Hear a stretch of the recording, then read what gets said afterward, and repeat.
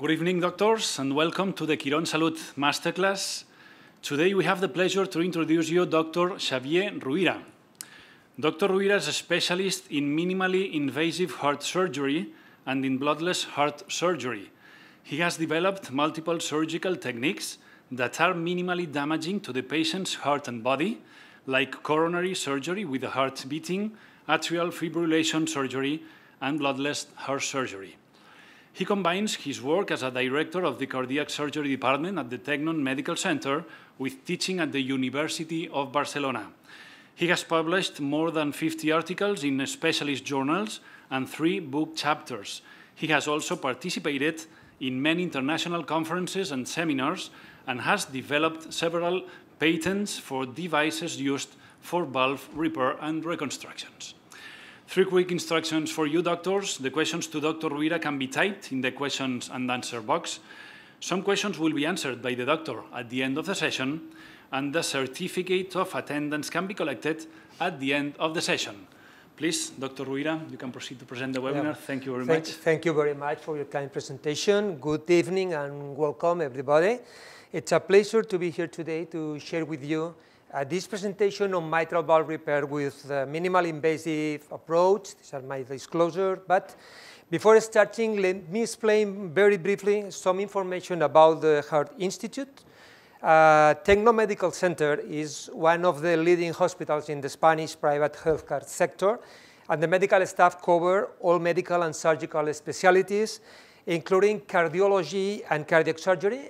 The Heart Institute has a comprehensive structure covering the study, diagnosis, and full treatment of cardiovascular illness, and also is a platform for education, prevention, and scientific and research areas. This is our philosophy for cardiac surgery.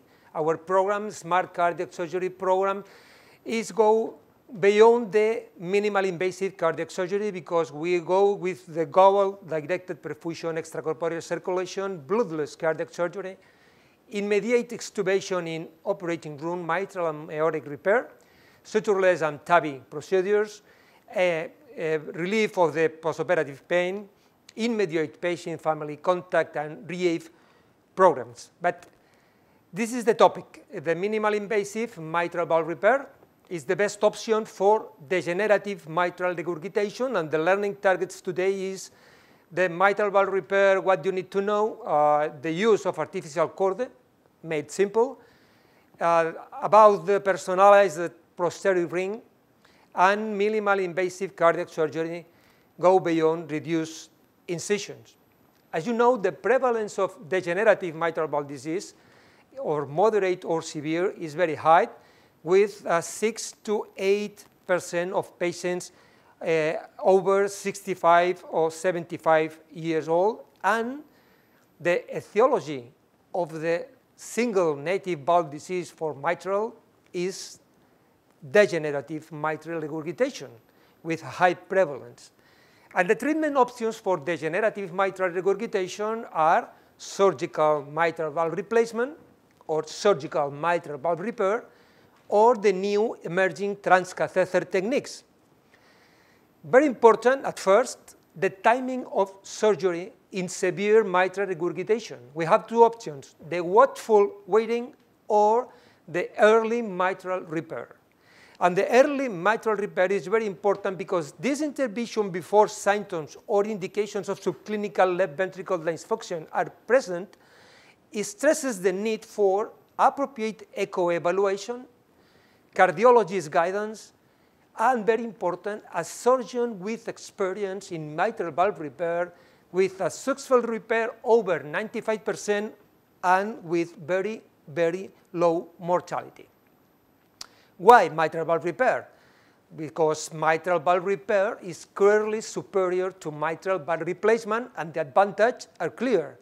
Lower operative risk, better preservation of ventricular function, lower risk of thromboembolic complications, less need for anticoagulation, improve the hemodynamic performance, lower risk for endocarditis, better long-term survival, and lower cost. The fact is that in front of severe mitral regurgitation, the advice is mitral repair as soon as possible, but as the guidance, mitral valve repair is reasonable in asymptomatic patients with preserved left ventricle function, but in the setting that assure a successful and durable repair can be accomplished over 95% with a very low rate of mortality. Well, it's important to understanding the mitral valve, because if you understand the normal mitral valve, you can achieve the mitral valve repair with safety. And the mitral valve is the complex anatomic structure with an interrelation without the annulus, leaflets, tendinous cord, papillary muscles, atrial wall, and the left ventricle wall.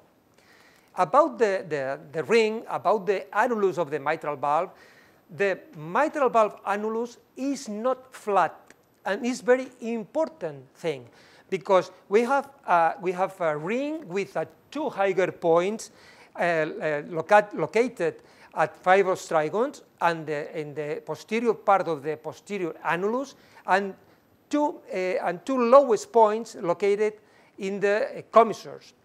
The shape of this annulus varies through the cycle of the cardiac cycle, and during diastole, the shape is circular, and during systole, we have a movement of a sphincteric way.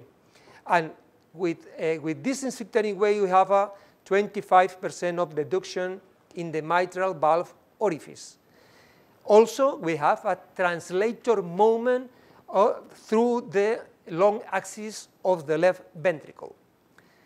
The leaflets. We have two leaflets, the anterior leaflet that occupies the 1/3 of the annular circumference of the area of the mitral valve and is wider than posterior, and the posterior leaflet that occupies the remaining 2/3 is narrower and presents a scallop appearance with 3 segments separated by clefts. It's very important fact that the mitral valve has a functional reserve, because the total leaflet area is 1.2 times the annular area, because the mitral valve does not fully open during diastole, and because the mitral annulus are decreased by 25% in systole. And this functional reserve is very important in order to achieve a perfect mitral valve repair. And you can see in this picture the mitral valve response to exercise, the functional area increase, but not in the case of the aortic valve, when the functional area remains unchanged. The chordate tendine. We have 3 types of chordate tendine. The marginal chords go to the free edge of both leaflets, very important for coaptation. The strut chords are second order chords in the ventricular side, privilege of the anterior leaflet with the strut chorda, and the basal chords origin from the ventricular wall and go to the base of the posterior leaflet. These chords of each papillary muscle do not cross the midline. Each papillary muscle provides chords for the anterior, the posterior, and the commissural area. Papillary muscles. We have 2 papillary muscles, the posteromedial papillary muscle and the anterior lateral papillary muscle, and very important, the tip of the papillary muscle and the fibrous head of papillary muscle, because you attach the neochorde in this part of the papillary muscle. Well, for the perfect closure of the mitral valve, we need a mitral valve coaptation. When the mitral valve is closed, prevents systolic backflow of blood from the left ventricle into the left atrium, and this depends on the discoordinated action or interrelated anatomic elements. And the concepts are coaptation distance, coaptation depth, coaptation length, and coaptation surface. And these concepts are very, very important in order to achieve the perfect mitral valve repair. The coaptation distance along the annulus plane is close to the posterior annulus, approximately 5 to 6 millimeters. Ergo, the closer the coaptation can be close to the posterior leaflet than the anterior leaflet. Coaptation depth in systole practically reach the annulus plane, approximately 4 or 5 millimeters below. Coaptation zone. The coaptation zone is thicker and round because of the attachment of numerous chordae on each ventricular side. The first order, or marginal chord, inserting in the free edge, and the second order, inserting on the ventricular side and contributing to the round zone. This is the cause that we have a coaptation reserve when the mitral valve is open and closer. And finally, the coaptation length. Normally, coaptation zone height is 6 to 8 millimeters. And it's important to know that the contribution of the anterior leaflet is greater than posterior leaflet. You need a coaptation height over 6 to 8 millimeters to assure a durable mitral valve repair. This is the spectrum of degenerative mitral valve disease. The spectrum will go from the fibroelastic deficiency to the Barlow disease. More tissue, more complex repair. For fibroelastic deficiency, we have an elderly patient, we have a short history of mitral regurgitation with no annular dilatation, thin and transparent leaflet tissue without excess tissue, usually affecting single segment, and the chordae are thin and ruptured, flail of the leaflet. In Barlow disease, is younger patient with a long history of mitral regurgitation, with a high level of annular dilatation. The leaflet tissue is thickened with diffuse excess tissue, multi-segmental affection, and the chordae are irregular and elongated. Elongated for Barlow and ruptured for fibroelastic deficiency. You can see in the picture examples from a rupture of the chordae in fibroelastic and the typical picture of the Barlow disease with a very excess of tissue. In the left part of the picture, we have a rupture of the P2 in posterior leaflet, and in right, the rupture of the chordae in A2 in anterior leaflet, and this is a typical picture for Barlow disease. This is very difficult to repair with guarantees and with durability. In the segmental analysis of patients with mitral valve prolapse, we have affectation of the isolated posterior leaflet in 61% of cases, isolated anterior leaflet in 17 cases, and bileaflet affectation in 21 affectation. But P2 is involved in most of the cases and is very important because the management of P2 can be difficult in the setting of wide, high P2 prolapse this part. From the Carpentier's functional classification, the degenerative mitral valve disease is in the type 2 with excessive leaflet motion when we have prolapse or flail. In degenerative mitral regurgitation, the pathologic finding, the main pathologic finding is prolapse with excess motion, and is important to the differentiation because the billowing, prolapse, and flail. In willowing, the systolic protrusion of leaflet body above the annulus plane, but is possible that the free edge is remaining at or below the annulus plane. In prolapse, the free edge of the leaflet is above the plane of the annulus at systole, disruption of coaptation, and in the flail situation, the movement of both free edge and the leaflet body is into the left atrium due to rupture the chordal tendine or the papillary muscle, and we have no coaptation at all. In the pathology of degenerative mitral valve disease, we have two problems. The first one is annulus dilatation, and the second one is leaflet prolapse. The annulus dilatation promotes the decrease in the coaptation surface, and the leaflet prolapse is when the leaflet overrides the plane of the mitral orifice during systole. How to do it? The mitral valve repair. We have the Carpenter's principles for mitral valve repair that resume in 1, restoring normal leaflet motion without restriction.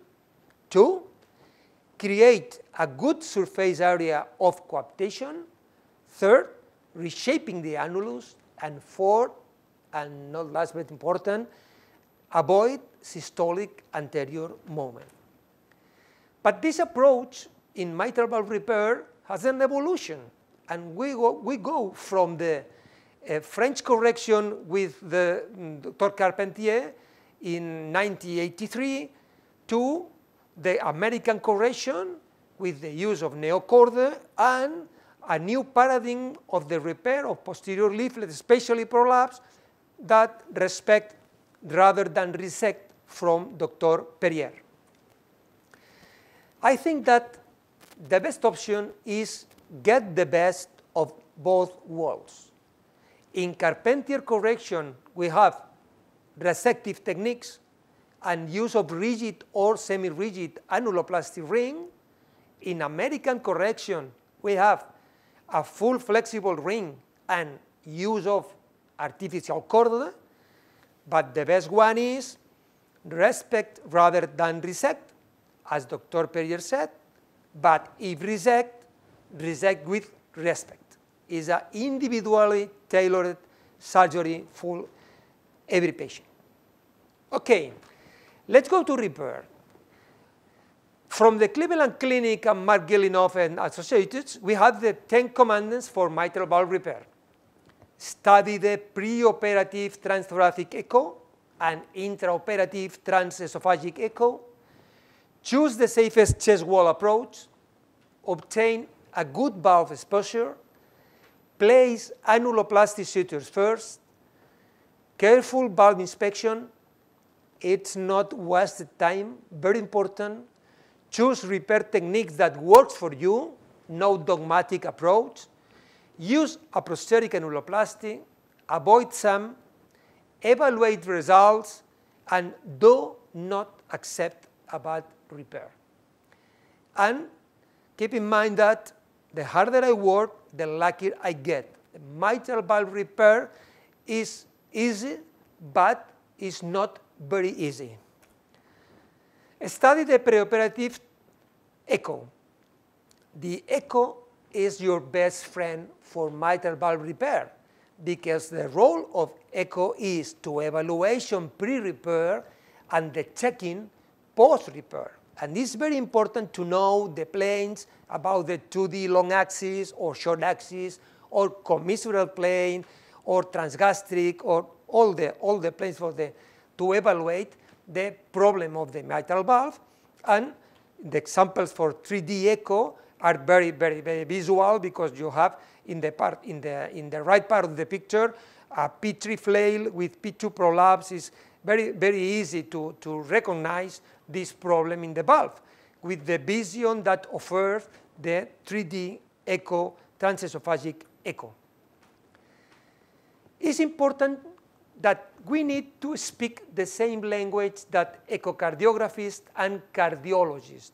And from the surgeon's view to the mitral valve, that is equal that the view of the mitral valve in the 3D echo, we have parts of the anterior leaflet and posterior leaflet, A1, A2, A3, P1, P2, P3, the anterior commissure and posterior commissure. And it's very important to talk with the cardiologist in these terms.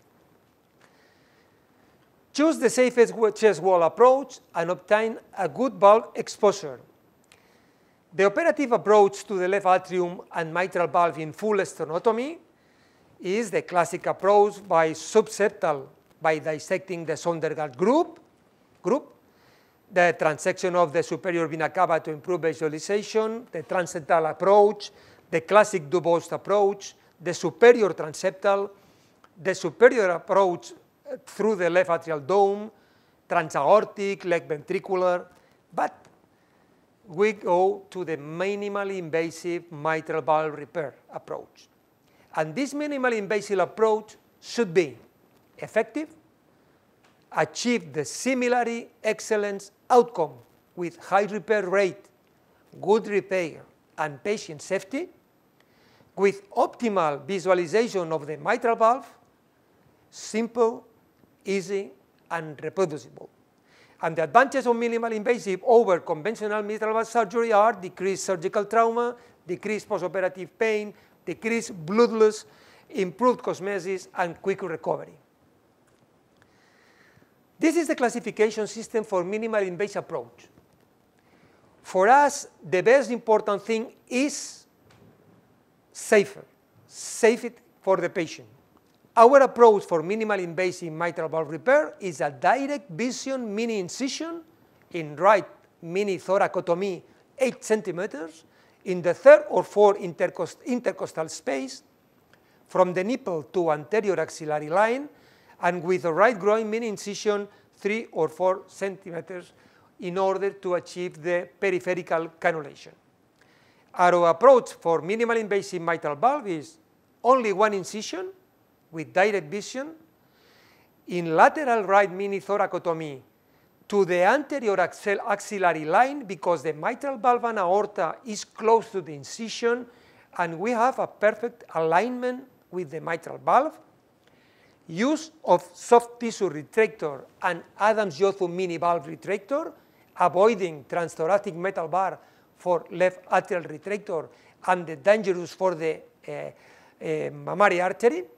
No transthoracic camera or clamp, peripheral cannulation for cardiopulmonary bypass, percutaneous or with mini incision, careful diaphragmatic suture to facilitate the exposure of the inferior vena cava, use of flexible clamp through the incision, Thignet or Novare, del nido antegrade cardioplegia for the cardiac protection, and the subseptal left atrial incision.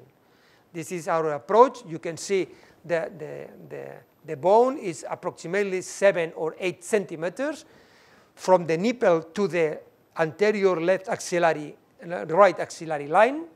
This is the cannulation in the peripheral setting with a little incision with 3 centimeters. And we use bicaval cannulation, femoral vein and right internal jugular vein, plus episodic vacuum-assisted venous drainage if it's necessary, and ever with echo guidance all the time. Our setup for minimally invasive mitral valve repair is this retractor, Yotham Adams, with this clamp the same orifice with the flexible clamp, the use of these arms of the retractor in order to expose the mitral valve repair, avoiding the transthoracic puncture or transthoracic clamp with the Chitwood or endoballoon or other possibilities. Also, we need the del nido cardioplegia. Del nido cardioplegia is very useful for minimally invasive mitral valve repair. They are longer procedures because with a volume of 15 or 20 milliliters per kilogram, one shot, we have 120 minutes the safe cross clamp time. And for the tying of the sutures for annuloplasty, we use this core knot technique. Is faster, is easier than hand tying, in place fastener and preserally trim suture in seconds, and reduce significantly the cardiopulmonary bypass time. Is a useful tool for minimally invasive mitral valve repair. Obtain a good valve exposure, place annuloplasty sutures first and careful valve inspection. Annuloplasty sutures first, very important, and use the mitral hooks for analysis of prolapsed areas. And the reference normally is P1, because P1 normally is free of disease in degenerative mitral valve disease. For a perfect visualization of the papillary muscle, we use a standard valve sizer. And you can see that the exposition of the deep papillary muscle is perfect and is easy to put the stitches with neocorder. Very important, no dogmatic technique. Choose the repair techniques that work for you and use a prosthetic annuloplasty. In degenerative mitral regurgitation, we need a solution for the annulus and we need a solution for the prolapse. For the annulus, prosthetic annuloplasty is necessary for durability. The mitral valve repair without a prosthetic annuloplasty was associated with accelerated return of mitral regurgitation. It's an individual factor, very important. The effects of ring annuloplasty are reshape the mitral annulus, remodeling, increase the leaflet surface of apposition, release the tension of the leaflet suture lines, reduce the physical stress on the leaflets and chordae, provide a functional reserve in case of pressure overload, and also the ring annuloplasty changes the left ventricular geometry because the aortomitral angle decrease following annuloplasty. The ring annuloplasty decrease posterior leaflet motion, decrease anterior leaflet motion, decrease the motion of both leaflets. Very important too, the correct sizing of the ring is the critically important in order to minimize the risk of post-repair SAM, particularly true when exists an excess of tissue. And we have a lot of prosthetic rings. Particularly, we use especially the flexible ring Taylor St. Jude and the Memo 3D or 4D from Livanova. A question, annuloplasty rings, complete or incomplete? The question is the anterior intertrigonal distance increased in patients with mitral regurgitation? The conclusion in this study is, although the posterior mitral annulus is enlarged in patients with degenerative mitral regurgitation, there is no evidence that the intertrigonal distance is abnormal in these patients, as you can see in this graphic. This is the base in order to use a flexible standard-sized 63 millimeters band for annuloplasty from the Mayo Clinic experience, or the Simplicity T annuloplasty band from the Tyrone David experience, or every type or flexible or semi-flexible ring.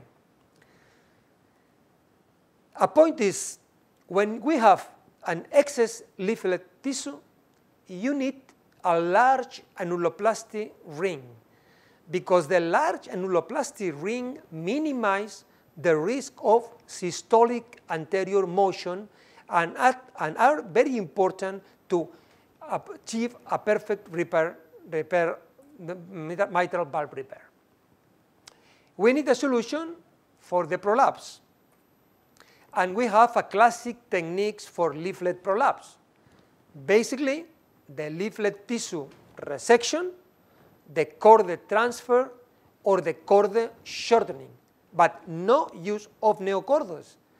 Here in the picture, for anterior leaflet prolapse, a limited resection of the prolapsing zone triangular, or transfer the secondary chordae to the free margin of the prolapsing zone, or the flip over technique from the posterior leaflet to the anterior leaflet, or for posterior leaflet prolapse, the quadrangular resection, or the quadrangular resection with a sliding technique, or other that the butterfly techniques, etc., etc. Other techniques for mitral valve repair are the folding techniques or the H2H technique. This is very useful in Barlow disease and very useful in A2 anterior leaflet prolapse when you use with annuloplasty, the very long-term results are very good. But with the classical techniques, we have limitations. Difficult, time-consuming for bileaflet and multi-scallop prolapse, less surface of coaptation because are resective techniques, troublesome in limited resections, low reproducibility in complex mitral valve repair, and especially the classic techniques are very cumbersome techniques in minimally invasive cardiac surgery. Now, the new paradigm in mitral valve repair is respect rather than resect. The cornerstone for complex mitral valve repair plus minimally invasive mitral valve surgery is the use of neocorde, is the use of Gore-Tex corde. The benefits with the use of neocorde are correction of leaflet prolapse, of course, higher surface of coaptation, posterior leaflet and coaptation in the inflow of left ventricle, promotes the use of large annuloplasty rings with less residual gradient, more physiological leaflet movement, and anti-SAM weapon. We have a very long follow-up with artificial cord over 20 years from David, from Sousa, from Salvador, and now the artificial cord have evolved as a cornerstone tool for the correction of mitral valve prolapse. But with artificial cord, we have remaining problems. Two problems. The first one is the measurement of proper length of neocord, and second one is the risk of overcorrection at the time of not tying. Very important because si the optimal length is not correct, you have a residual prolapse or restrictive situation with mitral regurgitation with the consequences that residual mitral regurgitation. We have a lot of techniques for ensuring the correct length of artificial cord with reference point present or not, or with calipers. There are more than 160 papers with techniques, devices, and variations. But I have not universally accepted method. None of the established are very satisfactory, and none of them is reproducible in all hands. This is examples, the use of the annulus plane as a reference point from Duran and Picard, or from El Curie.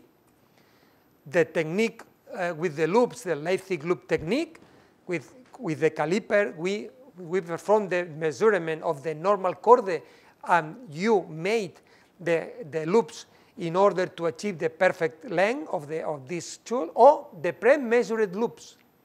The pre-measured loops from Cord X or Ceramon save time, is simple and reproducible, is commercially available, or custom-made loops.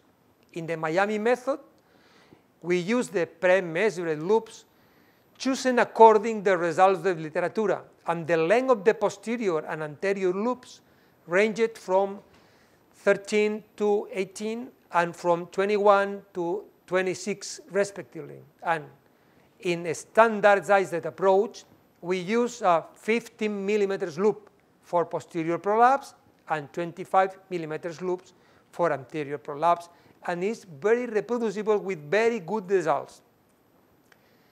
The memo, the idea of this ring is very interesting ring, because the memo 3D and the memo 4D incorporates a guiding for the measurement of proper length of the neocorda. The idea is the mitral annulus level is a good reference point for measurement of optimal length of neocorda. If you need an annuloplasty for your mitral valve repair, you can use the posterior ring as a reference point. And this memo, record annuloplasty ring, incorporates a smart chordal guide on the posterior annulus that is a temporary reference element for an easier sizing of the course length. We have an example of the use of this posterior ring. As you can see, you make the annuloplasty first, the neocorda pass through the zone of prolapse of the anterior leaflet, after in the guiding element, and we have the proper length of this neocorda, and liberate the system, and automatically the prolapse disappear. In this real life example, for the prolapse of the anterior leaflet, you can see the prolapse of the A2 anterior leaflet. We put the stitches for annuloplasty first, very important, because improve the visualization of the valve. We put the neocorda in the tip of papillary muscles, as you can see in the video.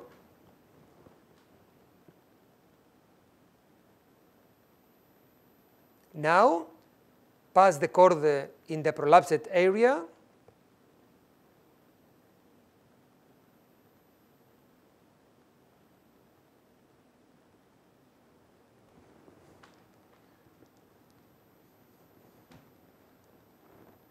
Put the posterior ring, tying the posterior ring.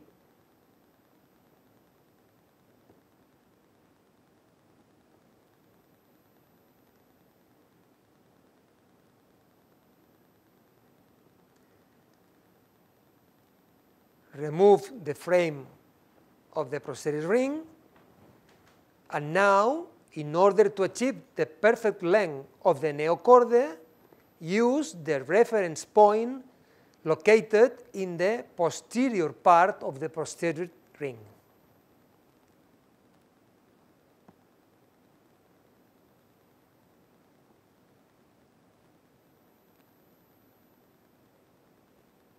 It's a very easy technique, reproducible and fast technique.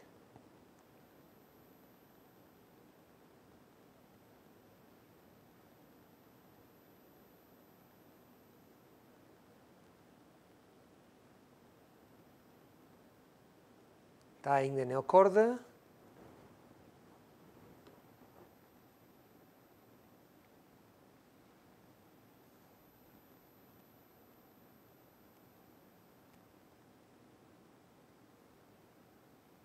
And remove the stitches from the guiding system.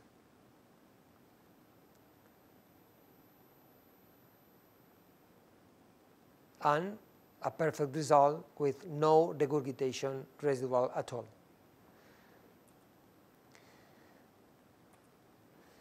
This is the case with a posterior leaflet, very interesting. We have a huge prolapse of the P2 section in the posterior leaflet, as you can see. We put the points in the annuloplasty suture. We put the neocorda in the tip of papillary muscle.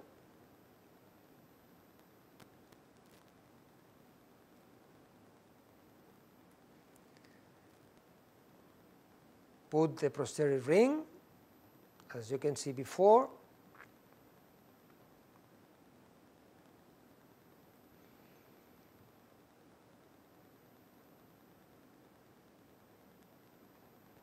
Okay, excuse me, it's here.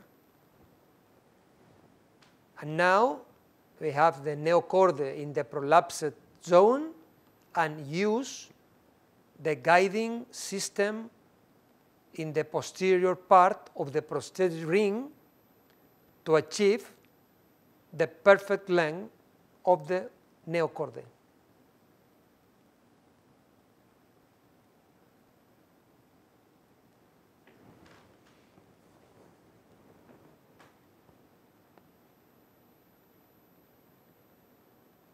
Remove the system of guidance.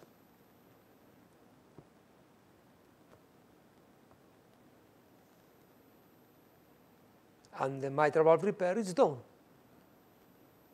A perfect coaptation. We perform the ink test.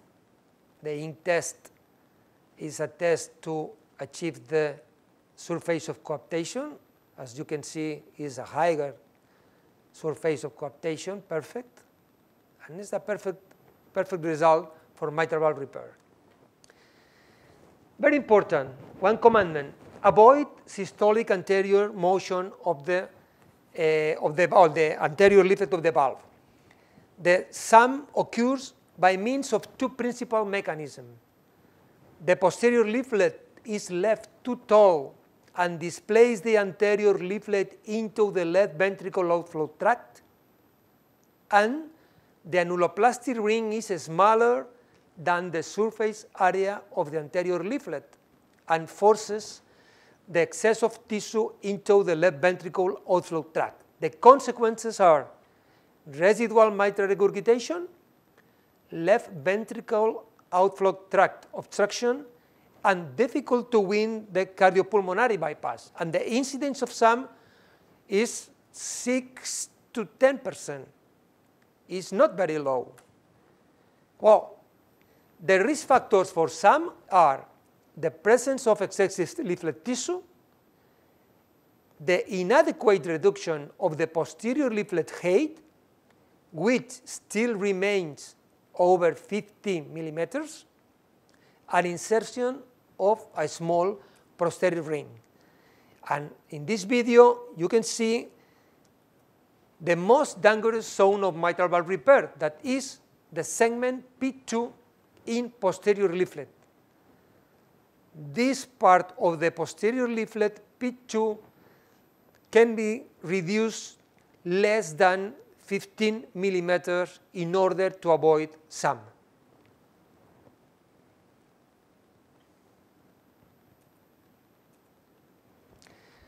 Surgical technique to avoid SAM: use the large diameter rings, use flexible or semi-rigid rings, reduce the height of the posterior leaflet below 15 millimeters, and pass the neochord from the free edge surpassing the coaptation line in order to put the tissue into the cavity of the left ventricle and avoid the systolic anterior movement. Finally, evaluate results after recovery of left ventricle function and do not accept a bad repair. The intraoperative arrested heart evaluation of repair is with the mitral smile, the water test, and the ink test.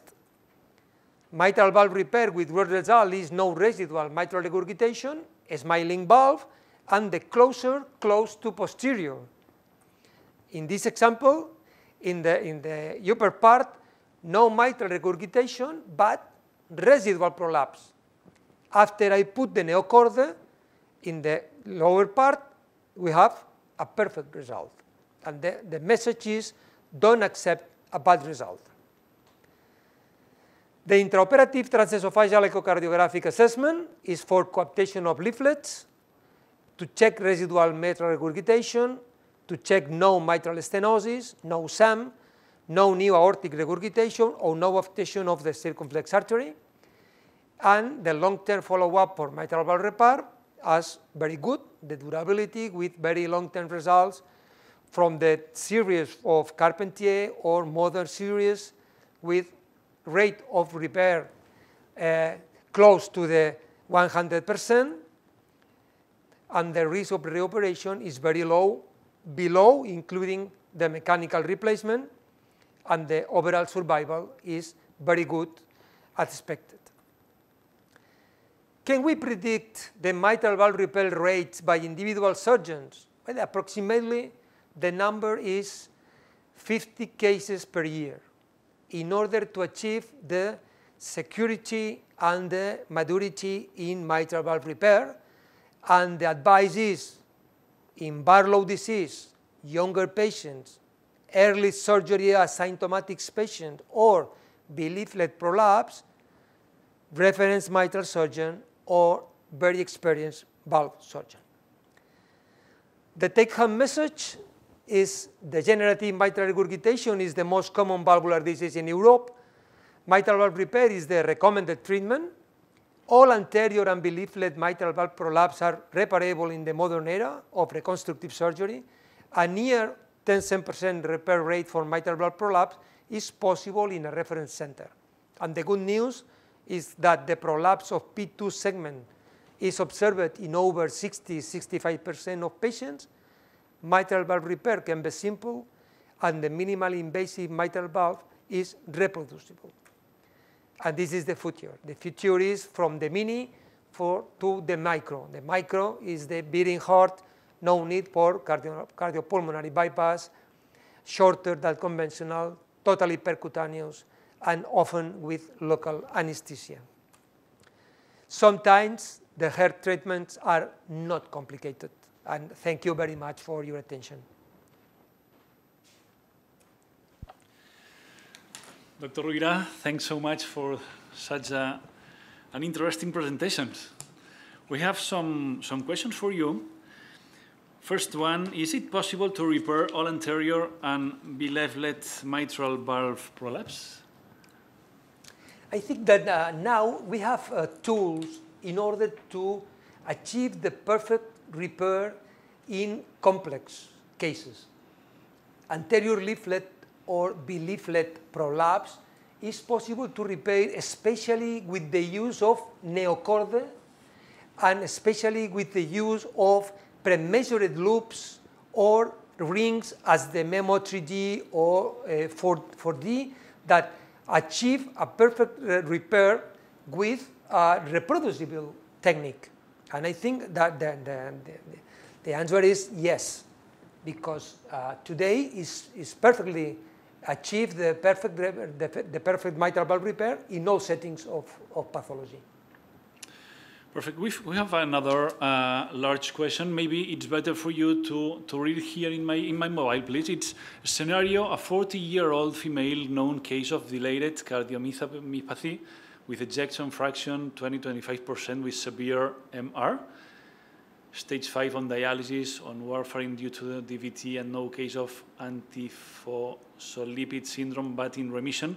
Which is better option, repair versus replacement, and why? Yes, I think this is a very difficult case. It's a difficult case because it's a younger patient with a bad ventricle. Mm-hmm. When I have a very dilated left ventricle with a very low ejection fraction, I think that the point is to the measurement of the tenting area and the tenting depth of the anterior and posterior leaflet. If the tenting depth is over 1 centimeter, I think that the best option is to replace of the mitral valve. In this case, in younger patient, you need to decide between the mechanical or biological valve, but my opinion is the best one is to put a mitral valve preserving all the subvalvular apparatus. Thank you very much. Another one, please. Reference centers for complex mitral valve repair, yes or not, doctor? I think that is the common sense, because for the usual cases of mitral valve regurgitation, it's possible to repair for the majority of surgeons, but for complex cases, especially Barlow, I think the best is go to the reference center for mitral valve repair.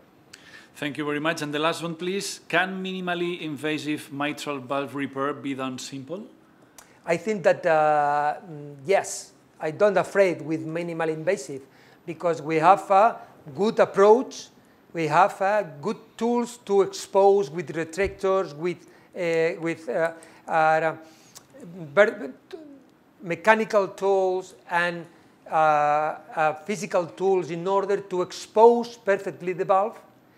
And we have a neochord that achieve the perfect result in mitral valve for minimal invasive. I think the answer is yes. Okay, thank you very much, Dr. Ruyra, for such an interesting, awesome presentation. Thanks so much. Thank you. Please, doctors, know that if you have more questions, you can put in contact with Dr. Xavier Ruyra and team in the email. It's vidalcor, which is VIDAALCOR, vidalcor at the same word right now, vidalcor again, VIDAALCOR.com, vidalcor@vidalcor.com. And the next Quirón Salud Masterclass is going to be presented next Thursday, the 21st, by Dr. Marta Calatayud, specialist of ophthalmology in the Quirón Salud Medical Institute of Dubai. Thank you very much for your attention. Goodbye.